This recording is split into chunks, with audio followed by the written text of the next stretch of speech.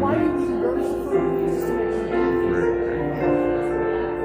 So be ready for when the morning pops up.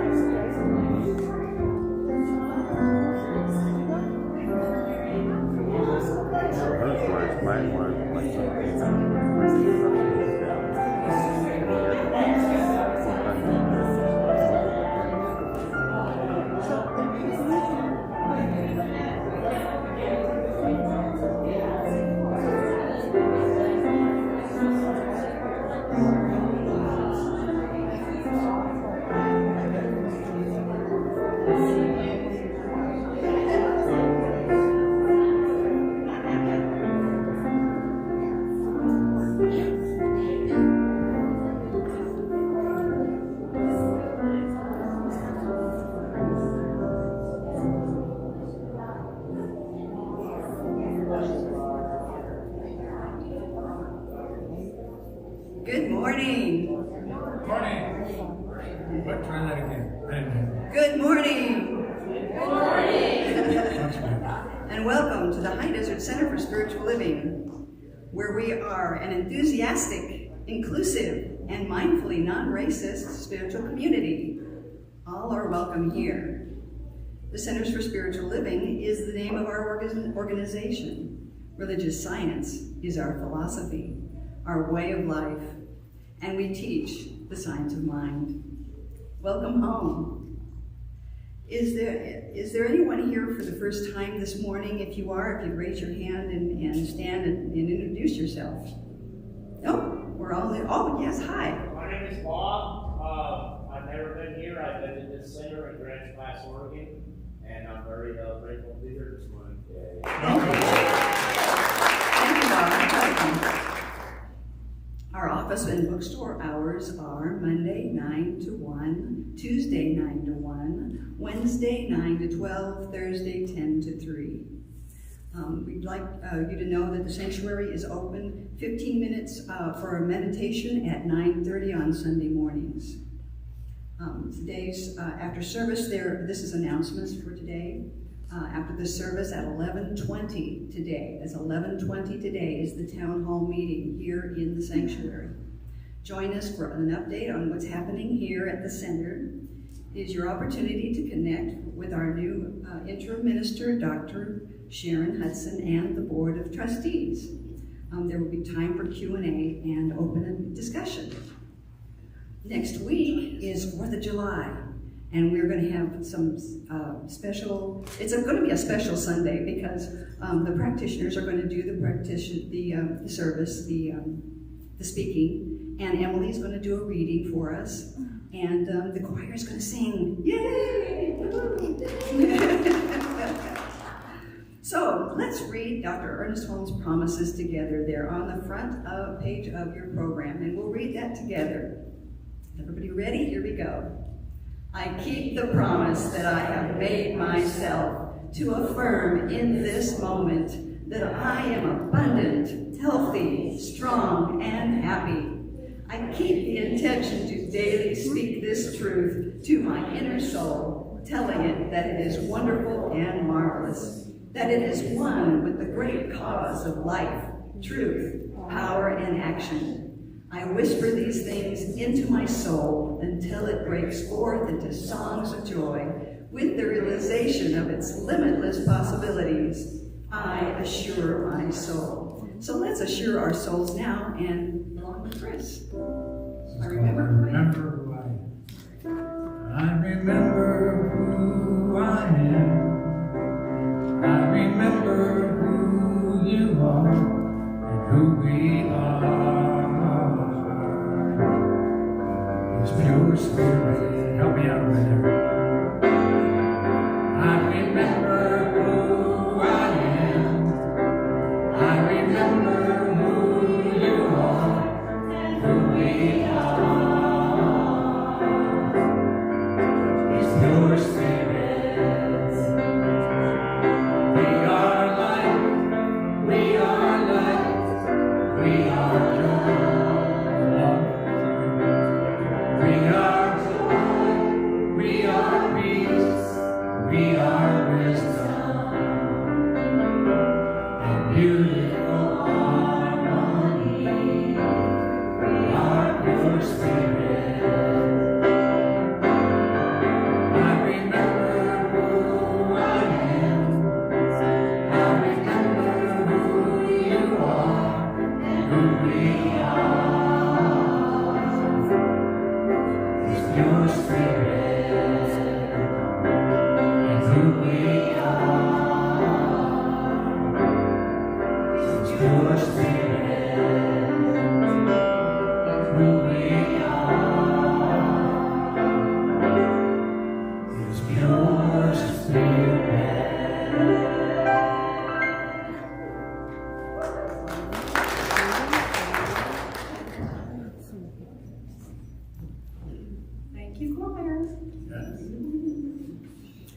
so, if you turn and open your page and you'll see the opening community affirmation. If you will please stand and read along with me. Here we go. I believe in one power, one living spirit, one indestructible, absolute, and self-existent cause. I believe that spirit expresses through me and is the unity of all life. I believe that the kingdom of heaven is within, and that we experience this kingdom to the degree that we become conscious of it. I believe that all thought is creative, and that how I choose to think creates my personal experience. I believe the ultimate goal of life to be a complete emancipation from all discord of every nature, and this goal is sure to be attained by all. I believe in the eternal goodness, the eternal loving kindness, and the eternal givingness of life to all. Please be seated. And now is our 2-minute meditation on the words for the Ho'oponopono words, and those are in your program. Let's say that together. I love you. I'm sorry. Please forgive me. Thank you.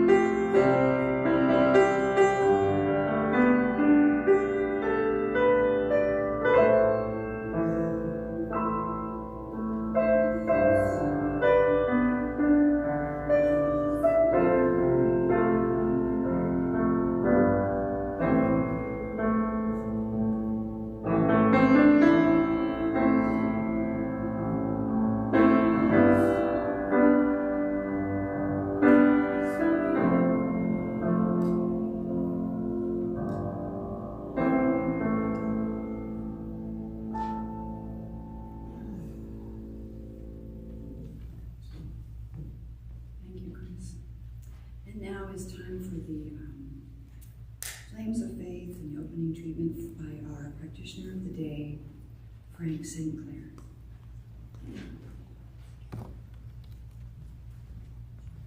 Who's writing?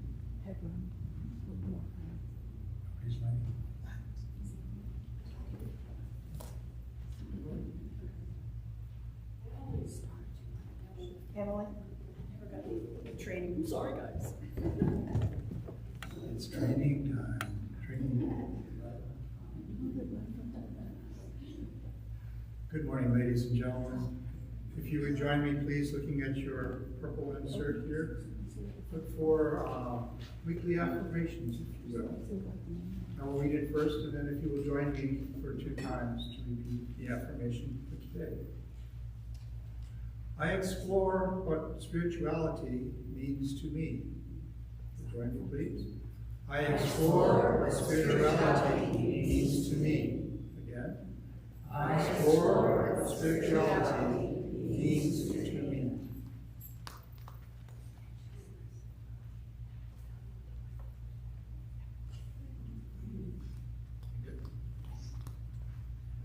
Flames of Faith is a ceremony that we've been practicing here for many years. It is an opportunity to perform ceremony on Sundays to promote the universal consciousness of life, which acknowledges that all peoples and all faiths, all beings, come from one great universal presence, which we call Spirit. The Unity Candle represents the unifying nature of all religious thought and experience, which we honor here today. We light the first candle for the shamanic traditions, honoring the beliefs and practices of all indigenous peoples, the way of primal spirituality.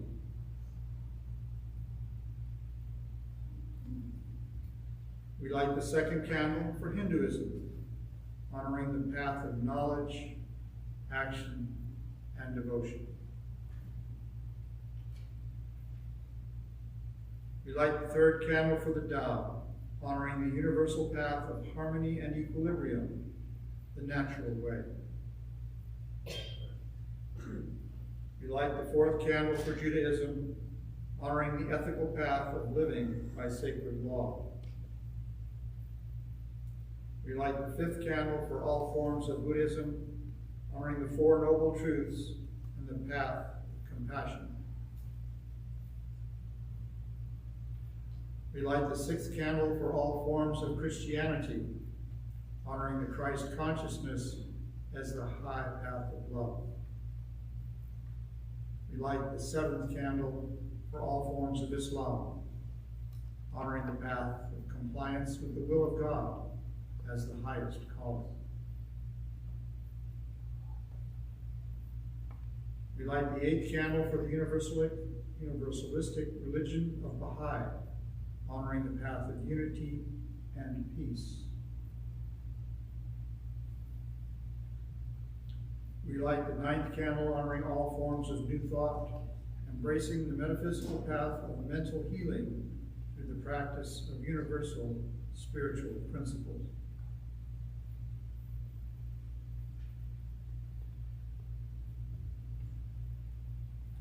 We light the 10th candle for inclusivity, affirming that all are welcome here.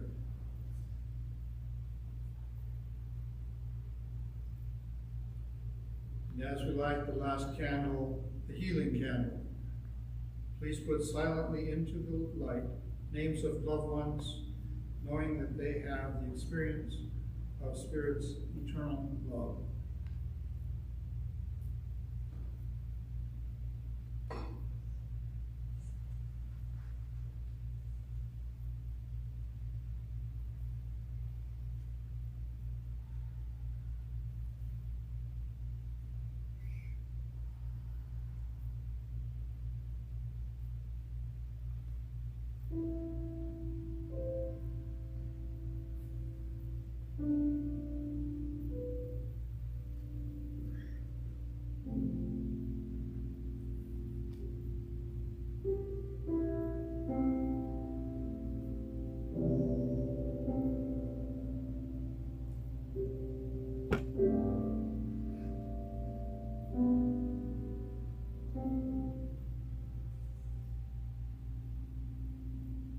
And so we are, and so it is. Amen. You will join me in prayer, please.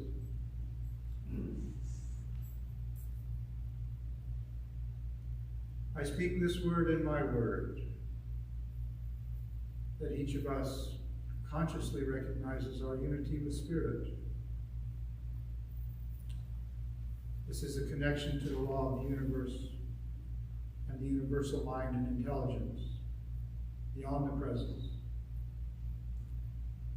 that life force that lives within us.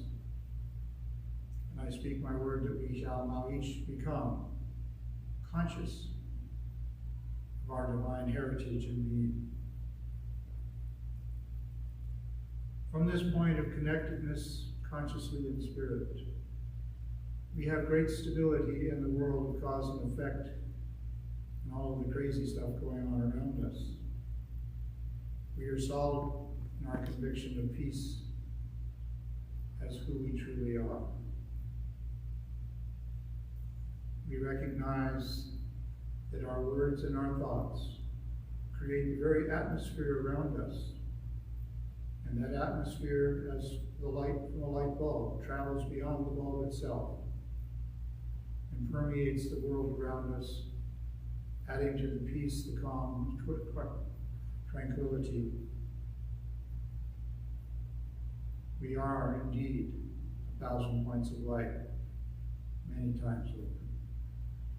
As we move into our daily lives, we consciously keep this idea in the back of our mind and monitor our thoughts and feelings and emotions so that we build peace in a world that works for everyone. And so it is, and so we are. Amen.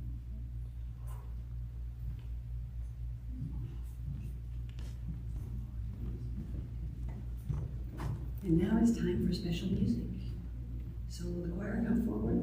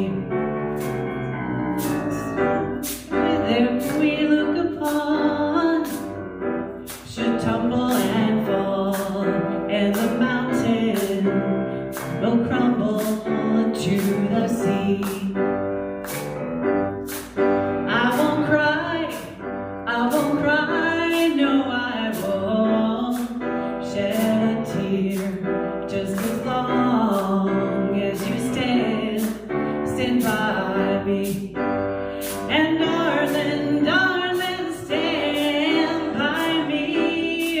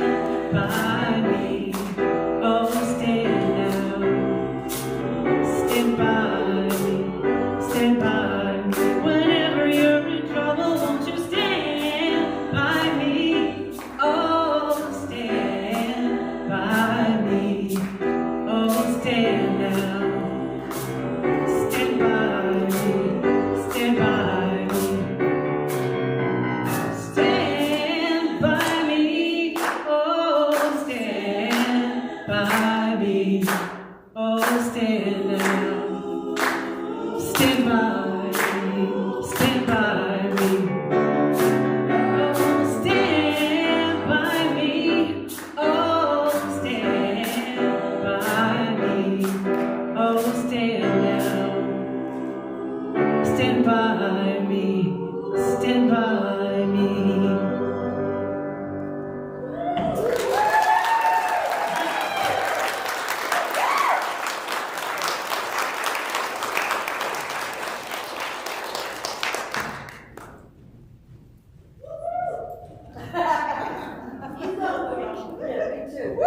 Thank you, Emily. Woo, let's give it up for Emily.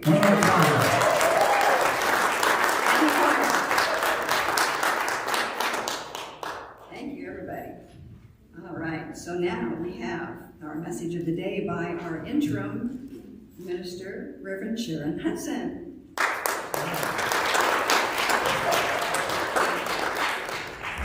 Good morning. See, I have to do this. Good morning. Got it. Good morning. Good morning. Woo, I'm just flying high. I'm prayed up and I'm reveling in the spirituality that is present here. Created by you. Created by the beloved Chris. Yes. By the choir. Our practitioners. Each one of you have helped create this space of awakening and knowing and living in the power of the truth that there is one presence, one power. We're using it all the time, and we're using it in very excellent and good ways, right? So our topic today is the soul's call to freedom. Soul's call to freedom. And that's about being free, first of all, to be our authentic self. What does that mean, to be my authentic self? Well, I thought I'd tell you a little story where I actually showed up as my authentic self. Don't always do that. Sometimes I play it safe, you know. I'm sure everybody does that once in a while. So, have any of you been on a fire walk? Yoo-hoo! You know, walk to the fire, walk to the coals. So in Asheville, North Carolina, we had a ministers gathering for God a week, and Reverend Dr. John Waterhouse is a certified fire walk facilitator. And so we had one afternoon set aside, an evening, to do a fire walk. And I never, ever in my whole life wanted to do a fire walk, just so you know. It's not something on my agenda. Didn't need to prove anything to myself or anybody else. But it was an interesting process. They laid out the wood. It was cherry and oak. It was about 12 feet long. And we went out there for a ceremony to light the fire. And we had 7 lighters. We had people putting oil on the logs, and they lit the fire. And then we went in for a sacred journey to prepare us to walk on the fire. And you need that, okay? You gotta be ready to do that. And so Dr. John had us do some spiritual work. We actually created little colored bags of intentions to actually place on the fire when we went back out. Everybody took their shoes off. There's almost 100 people there, maybe more, maybe 120. And so we're all lined up all around this fire. And the idea was, during this whole preparation period, not to make up your mind about whether you were going to walk on the fire. You're getting into a sacred space. And the intention of the fire is that whatever your goal is, what your soul is calling you to, what your heart desires, is there for you. If there seems to be any obstacles, and sometimes we have ideas about things we need to do or be, qualifications, or whatever, you know, things to, I should back up. I can see you guys. So sometimes we have blocks, just blocks. And the idea of walking on the fire is that that's my good over there, on the other side of the fire, 12 feet of coals. I want you to know, by the time we got out there, it was really hot, red hot coals, and there's a lot of wood. And so, of course, Dr. John goes and takes a rake and rakes it, so there's no like ashes to protect you on top. It's bright red. We're ready now. And it's about 4 to 5 steps. If you go fast across the coals, just to tell you, get you an idea. It's not that many steps, right? And the idea is that you will go quickly, and you will not be burnt. And when you get to the end, you have reached your goal. You have done it. You have passed through every single thing you might, keep you from getting there, right? And actually, in this experience, Dr. John would give you a big hug, and if you were smart and your feet were hot, you would lift them up, and they would spray your feet with water. So you knew there was safety at the end, right? So, many people got up and walked the fire. And there was cheering, there was celebrating, and there was love, and powerful call powerful experience. I wasn't still feeling like walking on fire, just so you know. But I was in that space of just tuning into spirit to see what was mine to do, what is my soul calling me to do? Is this for me? And I want to tell you someone whose name you would recognize, a great leader in our movement, got up there and this is what she said. For all the fires I've walked through before, for all the things I've done that I did not want to do, I don't have to do this one.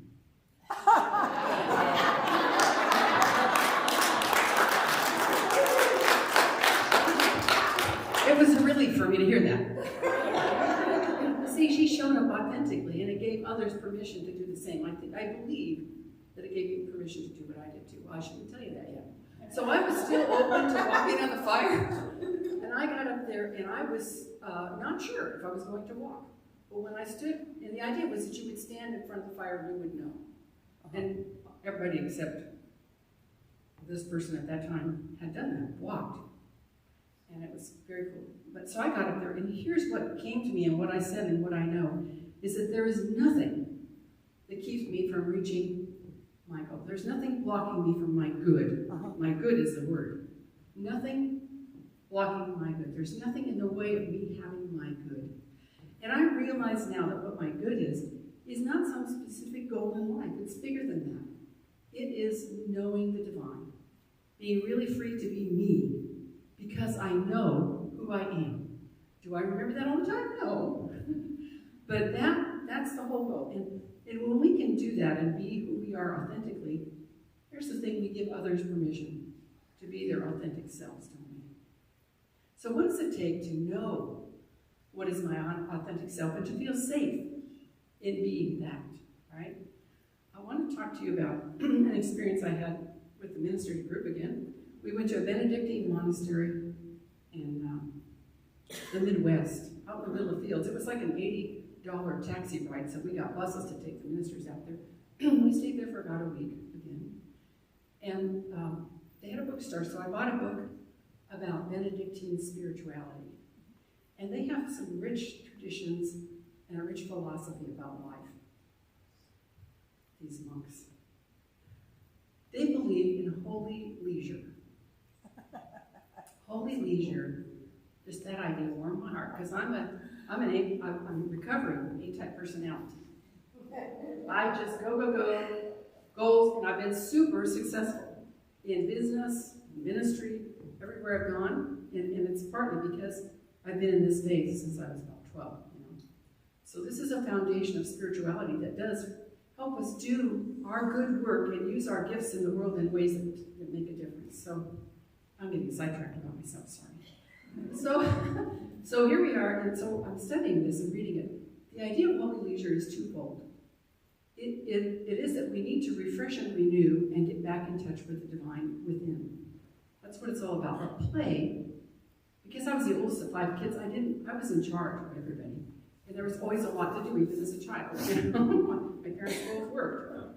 So the idea of play, I married my husband, my current husband, number 3, third time's a charm, because he's playful. I believe that we were drawn to each other because that's a part of me that was missing. It's that ability to just have fun, be silly, be playful, and engage with others in that way. So play is not about competitive sports. It's not about your exercise routine, you guys. It's not about the things that and play is not watching TV. I mean, you know, that is always fun too. But so play is about engaging with life in a fun way. And that begins to re-energize you, rebalance you, and it's really important to give ourselves permission to do that, yes? Yes. Yes. And holy leisure, the other aspect of it is rest. And rest is that time of contemplation, time of being still. Giving yourself permission to step away from even the play and just see what is. And that's when we discover who we are, more clearly what our hearts want. Time to just tune in. And there's, many ways to do this. We talk about this all the time. It could be a walk in the woods. It could be sitting in a chair, vegging out. It could be looking at the stars at night. What feeds your soul, allows you to rest, disengage, accept for that still small voice within, that wisdom of the self. It will always reveal itself if we give it a little space and time, right? So if we want to really nurture our soul, so we can feel free to be who we truly are in life, these are two things that will help us move that way. I think it leads us toward a place of knowing that everything is holy now. Everything is holy now. There's a song like that. If I could sing, I would sing it to you because it's wonderful. The idea that, when Moses met the burning bush, which was something that was so bright that looked like fire almost, and God spoke to Moses from that place, God said, "Know you not that the ground on which you stand is holy ground?" And it wasn't because God made just that spot holy. It's a bigger picture than that. It's because you're there. You are the holy presence too. And of course, Moses had an argument with God God wanted him to go down and save the Israelites. They were in Egypt. They were slaves. He wanted to go save them, lead them out to freedom. And Moses, did you know, he said, no, thank you. He said, I'm not smart enough, I'm not strong enough. And not only that, he had a speech impediment. He had a speech impediment. And every time he told God, no, I can't do that. I'm weak, I can't do that. God would say, hey, I am with you. It is not you that does this. I will put the words in your mouth. There was this reassurance, this awakening him to know who he really was. And this is what we need to find for ourselves, that awakening to know who we really are. Do you know that when Moses came down from the mountain, he shone? He shone so brightly that people could hardly look at his face.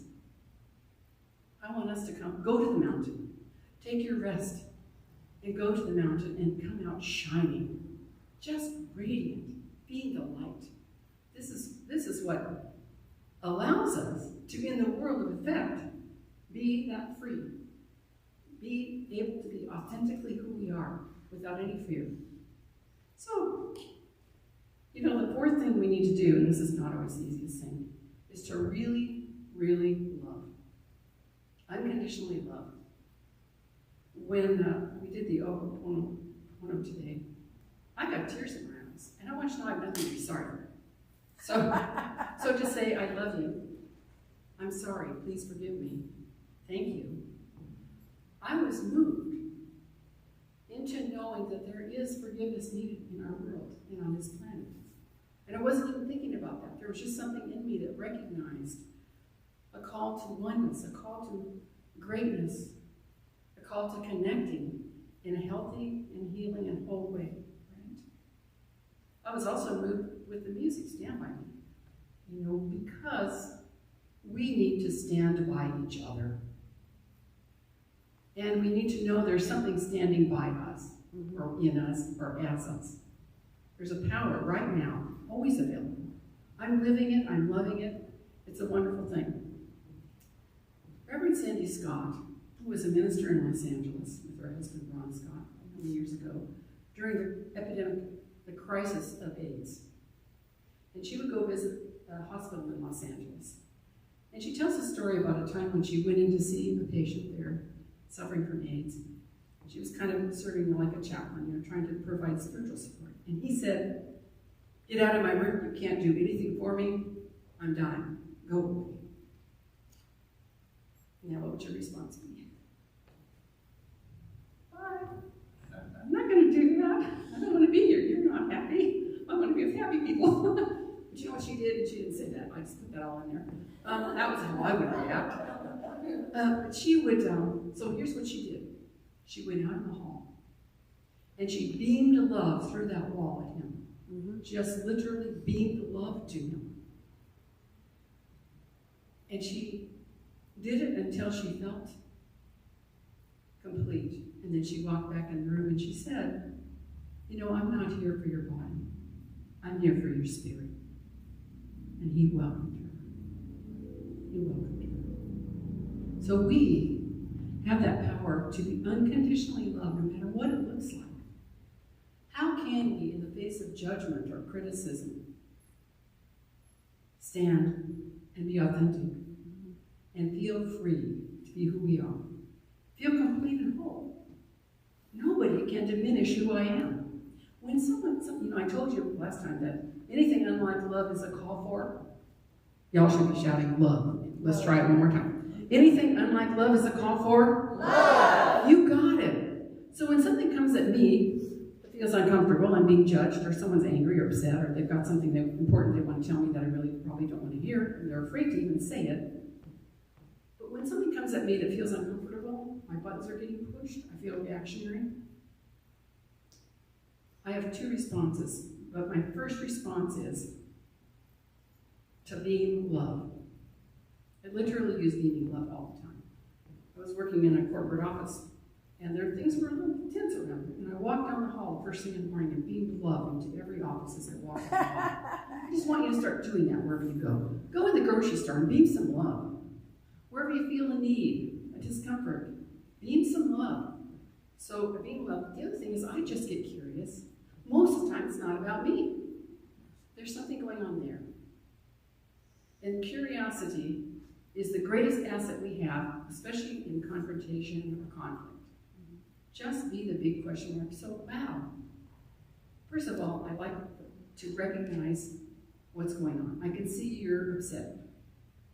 I can see you're worried. I can see you're feeling hurt or sad. See what's there. Acknowledge it. Speak it out. And then just be present. Because what will happen is you will get some interesting, you'll create the opportunity for them to go deeper and speak about what needs to be said. You create a safe space.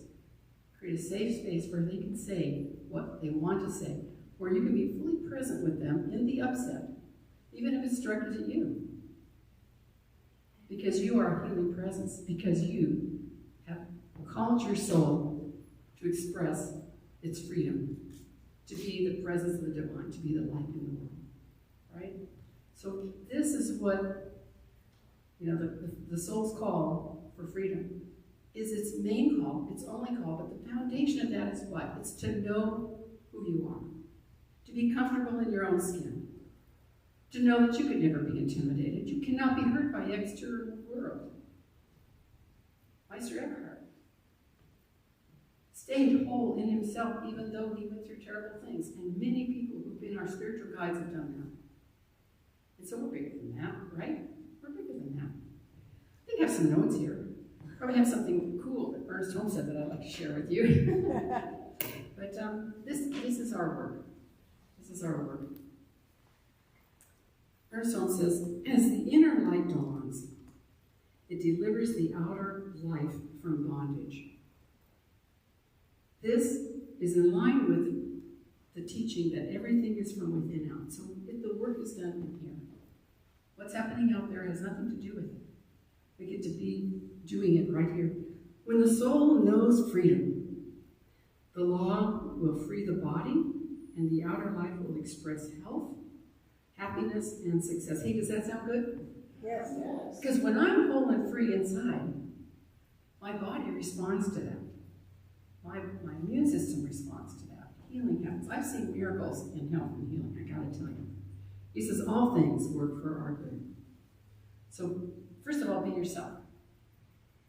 Be who you really are. Be free to show up authentically. I went to a workshop at Asilomar with Kathy and Lewis, and I've always heard Emma Curtis Hopkins says, my good is my God, and my God is my good. And that's why I said at the other end of the fire was my good, which was my God. But I didn't know what that meant until she did this workshop. And then I really got that when I'm in line with that spirit, with the truth of who I am, the divine within, then all good is mine. Because that's what, there's an alignment there. And whatever's needed comes forth.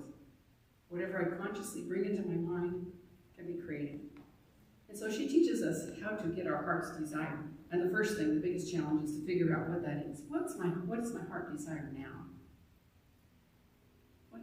She said, if you can figure out what you want, you're 80% of the way there. And she actually had a minister come up with, it was, Asilomar. There were ministers and regular people, but she said, I love to work with new ministers. And she said, how many of you know what your heart wants? And a lot of people raised their hand. She picked someone. This young woman came up and, here, stand beside me, tell everybody what your heart wants. She said, my heart wants to live what I teach. That sounded pretty good. So what's interesting is, Kathy Ann was watching her, and she asked her a few more questions, like, well, tell me more. What would that look like? And so she answered a few things. But you see, that was like, oh, what I think I should want. Did you get that? I want to live what I teach. It's from the head. What does your heart want? And finally, and here's the key, finally she said, I want to see people light up when they really get this. I want to see lives transformed.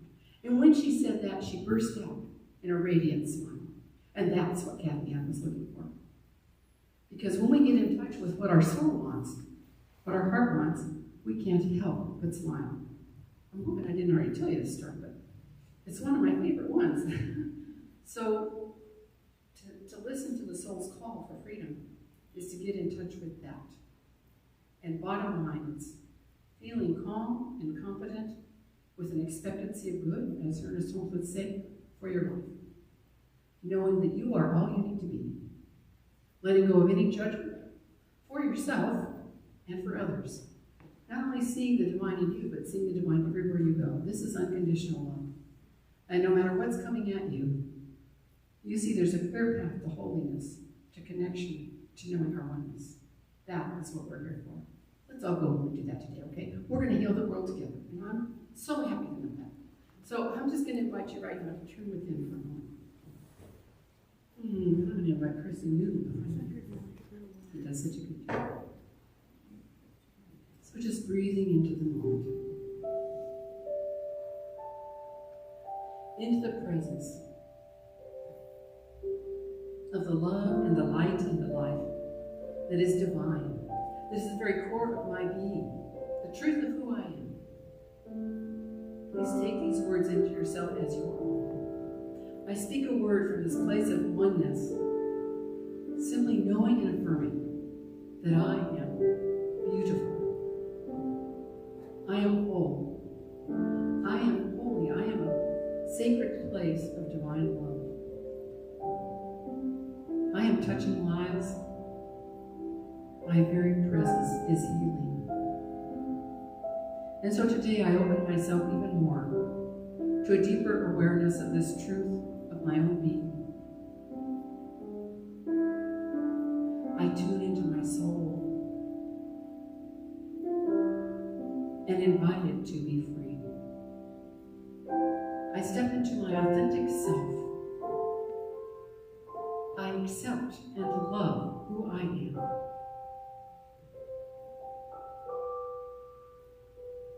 And I accept and love others right where they are, with compassion, with understanding, with a deep knowing that they are on their unique path. And it's not my responsibility to do anything about that except love them and to know the highest and best for them. That is the call of my soul. To see the light and the glory everywhere I look. To know that everything is holy now. Every human being, every animal, every plant, every building. This is a holy place. This is a place that is prayed up, where light and love are felt when you walk in the doors. And so, as I go forth today, I live in that light. I am the glory of God on earth, and it is a joy to be who I am and do what I do. And I am supported in amazing ways as I go forth in the world, being that, doing that. And my way is made easy. It is well lit. I know what is mine to do, and I am free to be me. So with a grateful heart, I simply accept, in gratitude and deep thanksgiving, that the words spoken here are a revelation of what is already true. And so I can just let go. And I covenant with the divine, knowing I will know what is mine to do. And I can leave the details to God. It's a wondrous thing. And so I let go, I let God, in love and light and joy. It is good. I declare it to be so. And will you join me as we affirm this together by saying, and so it is. Praise God.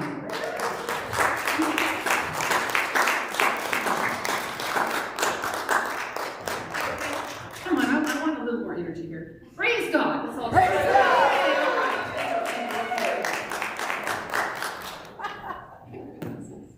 Thank you, Reverend Sharon. That's wonderful. This is now our time of forgiving. and to give. And the basket will be at the back of the sanctuary. We are still not passing the basket, but we will read our affirmative giving, which is in the program. And when you open the program, we'll read that together. Here we go. Divine love consecrates my gift. It goes forth to heal, prosper, and bless. It is evidence of my conviction that God is the source and substance of my supply. I joyously contribute to the vision of this spiritual center, knowing that it returns to me multiplied abundantly. Now let's sing God is my source with the help of the choir. God is my source, God is my power, God gives me everything I need. So I give thanks for all my blessings, God gives me everything I need. God is my source, God is my power, God gives me everything I need. So I give thanks for all my blessings, God gives me everything I need. Joy is my source, joy is my power, joy gives me everything I need. So I give thanks for all my blessings, joy gives me everything I need. Peace is my source, peace is my power, peace gives me everything I need. So I give thanks for all my blessings, peace gives me everything I need. Back to God. God is my source, God is my power, God gives me everything I need. So I give thanks for all my blessings, God gives me everything I need. God gives me everything I need. God gives me everything I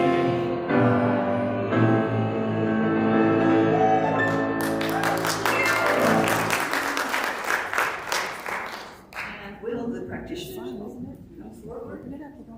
And come up to the platform, please. And as we read our affirmation one more time, here we go. I explore what spirituality means to me. Let's say that one more time. I explore what spirituality means to me. And Frank, will you do the closing?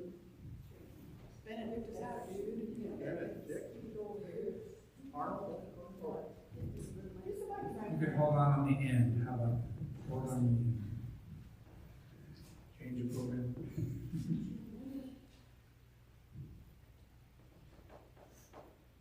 As we leave today, following these words of inspiration in our hearts and actively in our minds, we move forward, being lights into the world.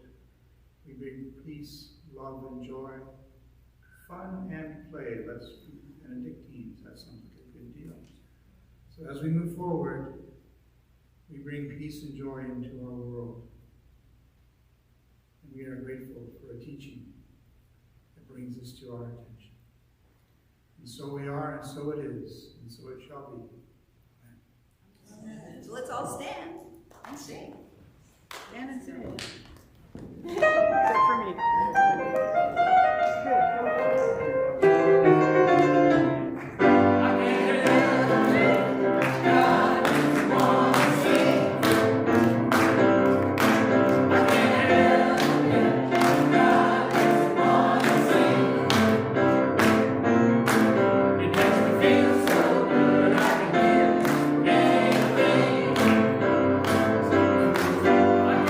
can't